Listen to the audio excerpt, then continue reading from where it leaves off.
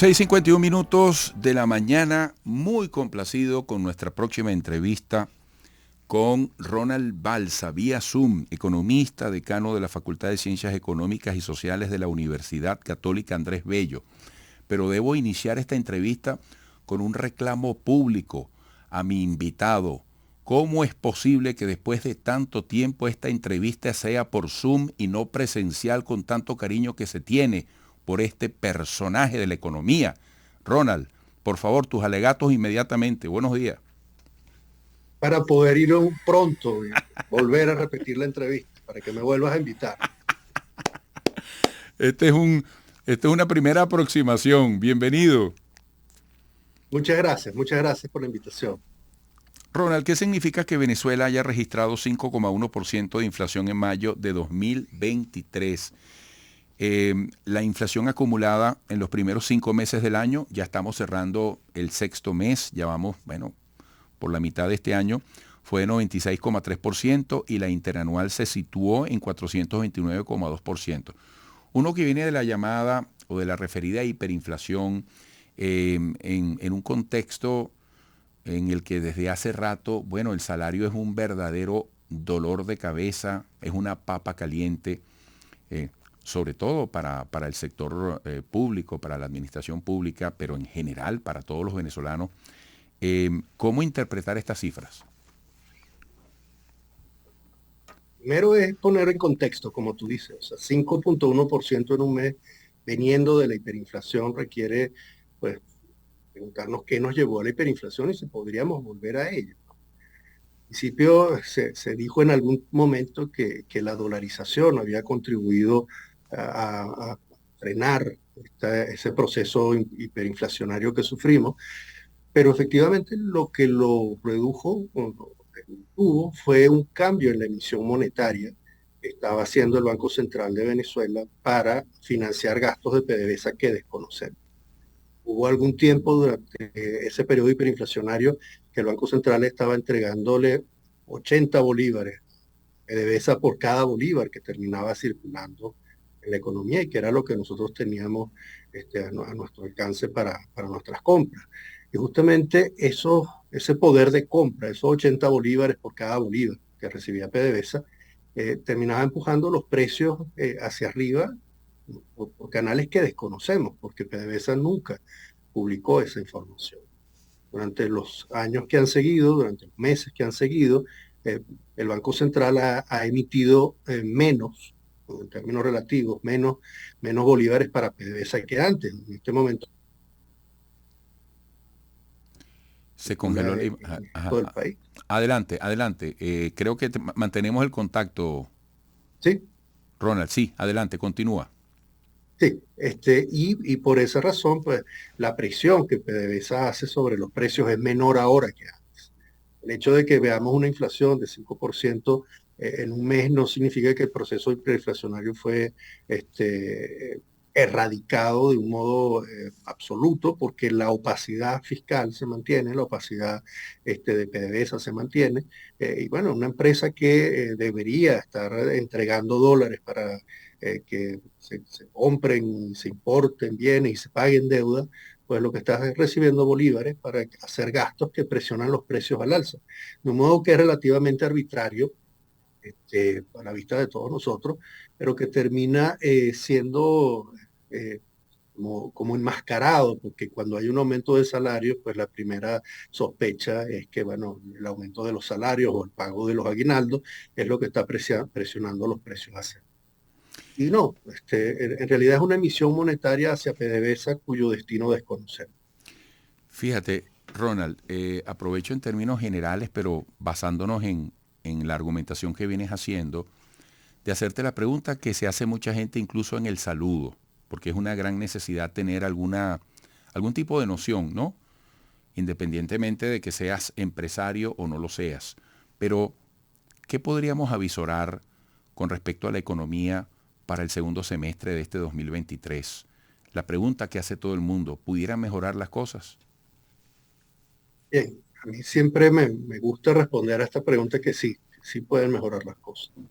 El problema es la falta de transparencia para que un economista pueda hacer cuentas, hacer cálculos.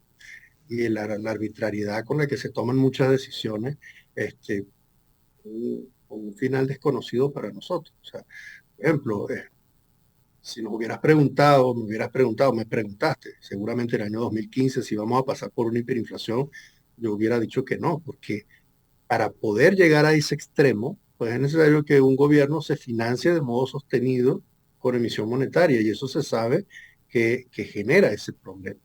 En este momento, pues ya el gobierno ha generado una hiperinflación, y han pasado varios años sin que lo haga, ¿no? O sea, y no lo está haciendo justamente porque, bueno, parte de los objetivos que yo desconozco que tenía con la hiperinflación los cumplió. Es decir, de haber podido adquirir bienes y servicios, de haber podido consolidar una cantidad de proyectos que podía llevar en marcha, que le permiten pues dejar de financiarse por la vía de la emisión monetaria. Cuando uno, bueno, busca en el Banco Central cifras del producto, nada más aparecen las de enero a septiembre del año 2022. El gobierno no ha completado ni siquiera el año 2022 en esta cifra. Y el Producto Interno Bruto no es la única pieza que nos interesa. Necesitamos conocer la balanza de pago para saber cuánto petróleo se está vendiendo, cuánto de esos dólares no, han sido utilizados para importaciones, y no lo tenemos. Entonces, poder predecir el futuro es algo que en estas condiciones nos hace preguntarnos, bueno, cuáles son los objetivos del gobierno, y qué recursos tiene para mantenerlo. Por eso es que yo insisto tanto en que el presupuesto debe exigirse y debe publicarse, y las cifras oficiales debe hacerse, porque si no estamos en esa incertidumbre en la que todo no pasa del saludo. Preguntan, oye, ¿cómo crees tú que va a terminar el año? Yo espero que bien, yo espero que mejor que hasta ahora, pero yo no veo cuánto se está dedicando a inversión, por ejemplo, para resolver los problemas de agua. No sé cuánto se dedica a electricidad, que son los cuellos de botella típicos para poder producir más. No sé verdaderamente cuáles son las transacciones que se hacen en dólares en el sistema bancario, porque lo único que se publica es el precio al que se hacen esas transacciones, pero no los montos. Y a veces las explicaciones que escucho de por qué el precio del dólar no sube, se basan en las ventas de reservas del Banco Central, y son tan pequeñas que pareciera que de eso no depende todo.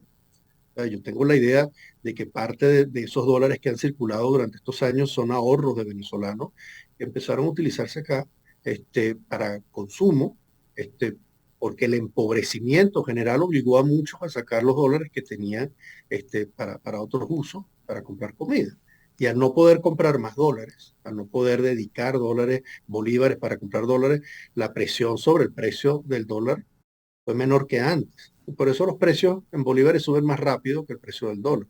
La explicación que algunos han dado es que, bueno, que ha habido una inflación en dólares, o que el dólar está agazapado para brincar. Y yo creo que con poca información es aventurado decir eso. O sea, en el contexto de lo que nos queda del semestre que viene, pues esos ahorros muchos los habrán usado, ya estarán circulando en la economía, son un recurso del que no se puede esperar en este momento una nueva entrada para impulsar actividades productivas distintas a las comerciales, que es lo que generó mucho optimismo el año pasado, ¿no? O sea, esa evidencia anecdótica de ver que van apareciendo restaurantes o van apareciendo bodegones, y eso hace pensar que, bueno, que la economía se reanimó, ¿no? En un término muy general, porque la economía eh, es más que el sector comercio, bueno, no tenemos suficiente información para ver cómo se está desenvolviendo. La economía es más que el sector comercio. Qué interesante. Ronald, me queda un minuto. Sin ánimo de creerte un inspirador, un motivador, aunque lo seas, en forma natural, o un vidente, pero fíjate, ¿qué debemos leer? O un psicólogo, pero ¿qué debemos leer en esa persona que insiste y hoy en día apuesta más duro? Incluso gente que tiene muchos años con su comercio, con su empresa, o el emprendedor que arranca en un momento como este. Al final, ¿qué podemos rescatar como mensaje en esas fuerzas que todos necesitamos? Eso es nosotros no conocemos las cifras del gobierno. pero sí sabemos que hay algo que nos mueve a continuar, o sea, es algo Ujú. que nos lleva a insistir, a producir de alguna manera un resultado que nos satisface individualmente y que podemos compartir con el resto. O sea, esa aventura que implica lanzarse a lo desconocido, es la que lleva a muchos adelante y la que permite que los que estamos alrededor podamos seguir con esa persona. Cuando hay alguien que parece que pierde la fe de que otra persona la tiene, pues tiene un motivo para seguir adelante. Por eso, aunque no tengamos las cifras del Banco Central, pues yo sí diría que muchos están dispuestos a seguir y reciben nuestra admiración, nos ofrecen servicios y nos ayudan a pensar que por lo menos en nuestro entorno las cosas pueden ser mejor. Y podemos exigir más, justamente por eso, porque las cosas siempre pueden ser mejor. Qué bueno. Ronald, muchísimas gracias. Se te aprecia muchísimo y espero que pronto estés por aquí. Un fuerte abrazo. Gracias, muchas gracias a ustedes y a la invitación que me han hecho. Ronald Balsa, economista, decano de la Facultad de Ciencias Económicas y Sociales de la Universidad Católica Andrés Bello. Sigan allí, por favor.